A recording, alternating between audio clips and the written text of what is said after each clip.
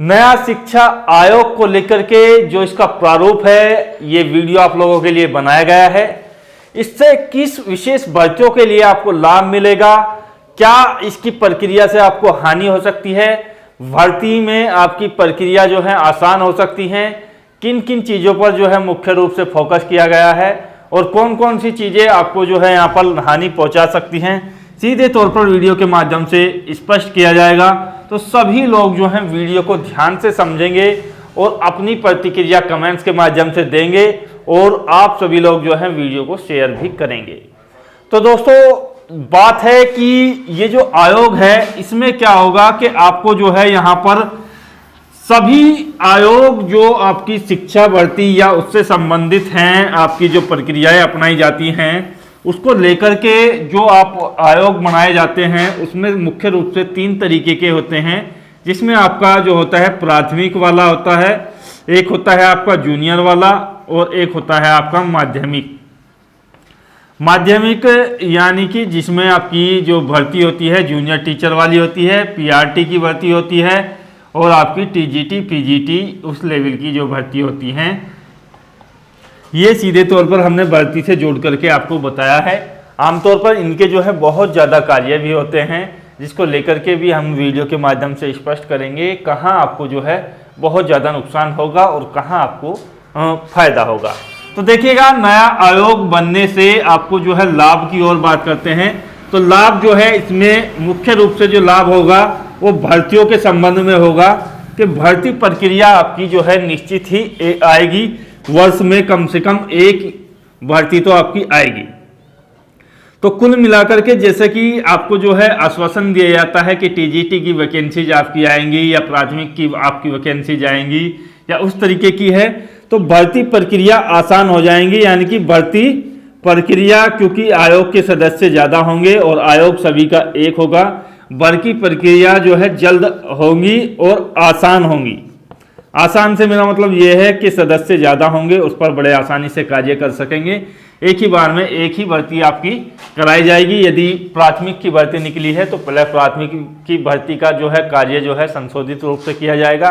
यदि TGT PGT की vacancy आई हुई है तो पहले उनको जो है नियुक्ति तक ले जाया जाएगा, अंजाम तक, तब जा करके आपकी दूसरी वैकेंसीज आएंगी। तो भर्ती प्रक्रिया बिल्कुल आसान हो जाएगी। और दूसरी बात है यहाँ पर जो प्राइमरी टीचर्स की भर्ती है, जिसको आप शॉर्ट में पीआरटी बोल सकते हैं, यानी कि प्राइमरी टीचर्स भर्ती, इसकी प्रक्रिया जो है आसान होगी।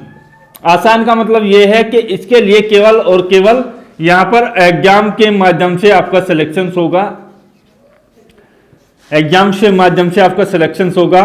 इंटरव्यू यानी कि साक्षात्कार इसमें जो है आपका नहीं रखा गया है। साक्षात्कार इसमें जो है नहीं रखा गया है। आमतौर पर जो शिक्षा नीति के अनुसार ये जो आयोग का गठन होगा उसमें भी ये बात की गई थी कि ये जो आयोग है सभी आयोगों को मिलाकर के एक आयोग बनाया जाएगा, जिसके अनुसार जो है भर्ती की प्रक्रिया होगी।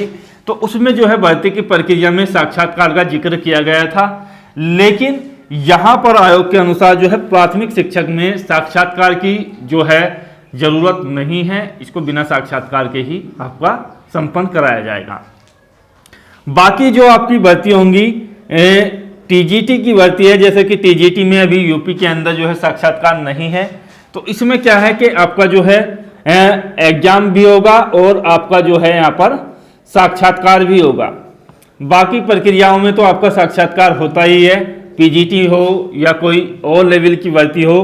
तो ये टीजीटी लेवल होती है, आपकी एलटी लेवल होती है या आपकी पीजीटी लेवल होती है। तो इन भर्तियों में क्या होगा, आपका एग्जाम्स के साथ साथ ये दोनों आपकी प्रक्रियाएं आपकी होंगी। तो यहाँ से बात स्पष्ट हो जाती है। तीसरी जो लाभ होगा, आपको बड़ा लाभ होगा, वो होगा यहाँ पर देखिएगा, आपकी जो प्रक्रियाएं हैं वो सही समय पर यानी कि सही टाइम पर आपकी जो चीज़ें हैं, एग्जाम्स हैं, वो संपन्न हो पाएंगे। सही टाइम से क्या लेना मतलब है कि सही टाइम से मतलब ये है कि आपकी जो भर्ती प्रक्रिया से पहले कुछ प्रक्रियाएं कराई जाती हैं, जैसे यूपी टीईटी है। तो यूपी टीईटी आमतौर पर आपने देखा होगा कि प्रत्येक वर्ष इसका कोई निश्चित टाइम नहीं है। ये आपका नवंबर में भी हो जाता है, अक्टूबर में भी कई बार हुआ है, दिसंबर में भी हुआ है, जनवरी और फरवरी तक भी ये आपका ले जाया जाता है। और इस बार तो हो सकता है कि शायद थोड़ा और लेट हो जाए। तो कहीं ना कहीं ये जो चीज़ें हैं, क्योंकि अभी तक कोई नोटिफिकेशंस, कोई किसी भी तरीके का दायरा यहाँ पर यूपी टेट के लिए अभी तक नहीं दिया गया है। आयोग ने कहा था कि नवंबर लास्ट तक नोटिफिकेशन जारी हो जाएगा, लेकिन अभी तक भी कोई इसके लिए विशेष या ठोस नोटिस नहीं आया है जिस पर ये कहा जाए कि आपका यूपी टेट का नोटिफिकेशन इस दिन आ जाएगा।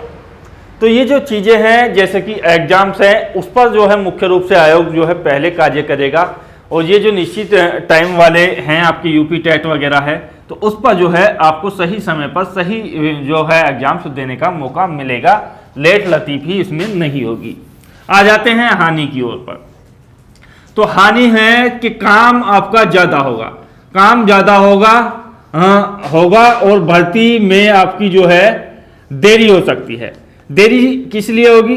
ये मान लीजिएगा कि आपकी यदि प्राथमिक शिक्षक की भर्ती निकाल दी गई है, यानी कि प्राइमरी टीचर्स की भर्ती आपकी, ये मानिएगा कि 2023 में आपकी आ गई है आयोग के द्वारा, क्योंकि 2024 में आपके इलेक्शन से, चुनाव से पहले आपको जो है प्राथमिक शिक्षक की भर्ती देनी ही है। तो 2023 में जो आपकी प्राइमरी शिक्षक की भर्ती आएगी, तो इस भर्ती की प्रक्रिया में 6 से 9 माह का टाइम, हालांकि 6 माह कहा गया है कोर्ट की ओर से। यदि हम 6 माह की भी बात करते हैं तो आमतौर पर ये 6 माह और जोड़ देते हैं इसमें, क्योंकि यूपी के अंदर जो है लेट आपका हो ही जाता है केसेस, क्योंकि तमाम तरीके की जो है पिटीशन दायर कर दी जाती हैं कोर्ट के अंदर, उसके अंदर। तो कहीं ना कहीं ये 1 वर्ष आपका एक भर्ती में लग जाए, वो भी बड़ी बात है। उससे ज़्यादा भी भर्ती प्रक्रियाएं आमतौर पर चलती हैं। तो दूसरी भर्ती आपकी जो है यहाँ पर नहीं आएगी। फिर सेकंड भर्ती आपकी तब तक नहीं आएगी जब तक ये आपकी क्लियर नहीं हो जाती है। तो ये क्या हो जाएगा, आपके भर्ती में आपकी देरी होगी। अब क्या था कि अलग अलग आयोग है, माध्यमिक का अलग है, प्राइमरी का अलग है, टीजीटी की हम अलग निकालते हैं, एलटी वाली अलग निकालते हैं और प्राइमरी वाली अलग निकालते हैं। तो क्या है कि प्रक्रियाएं तो चलती रहती हैं आपकी, लेकिन क्या है कि वो अलग अलग आयोग के अंतर्गत आती हैं। तो हो जाता है कि कभी कभी आपका ऐसा भी केस फंस जाता है कि एक ही महीने में आपके प्राइमरी का भी पेपर हो, एक महीने में टीजीटी का भी हो, तो उससे आपको निजात मिल जाएगी, क्योंकि यहाँ आयोग जो है एक ही हो जाएगा। तो पहले प्राइमरी का आप बड़े आसानी से दे सकते हैं, उसका टीजीटी का फिर जैसे भी वो प्रक्रियाएं होंगी उससे दे सकते हैं। तो यहाँ भर्तियों में लेट होगा। दूसरी बात है, एग्जाम्स के दबाव में आपकी जो है भर्तियाँ जो है यहाँ पर टाली जाएंगी। एग्जाम्स का दबाव, ये मान लीजिएगा कि क्योंकि ये चीज़ें निश्चित हैं, यूपी टेट का भी आपका होना है, यूपी टेट का भी आपका एग्जाम्स होना है, और बीटीसी यानी कि डीएलएड इसको आप बोल सकते हैं, इसका भी जो है यहाँ पर एग्जाम्स या और प्रक्रियाएं इनके जिम्मेदारी पर होती हैं। जो आपका प्राइमरी आयोग है, अब ये इसी आयोग के अंतर्गत आएगा, तो उसके एग्जाम्स और उसकी प्रक्रिया भी यहाँ से शामिल होंगी।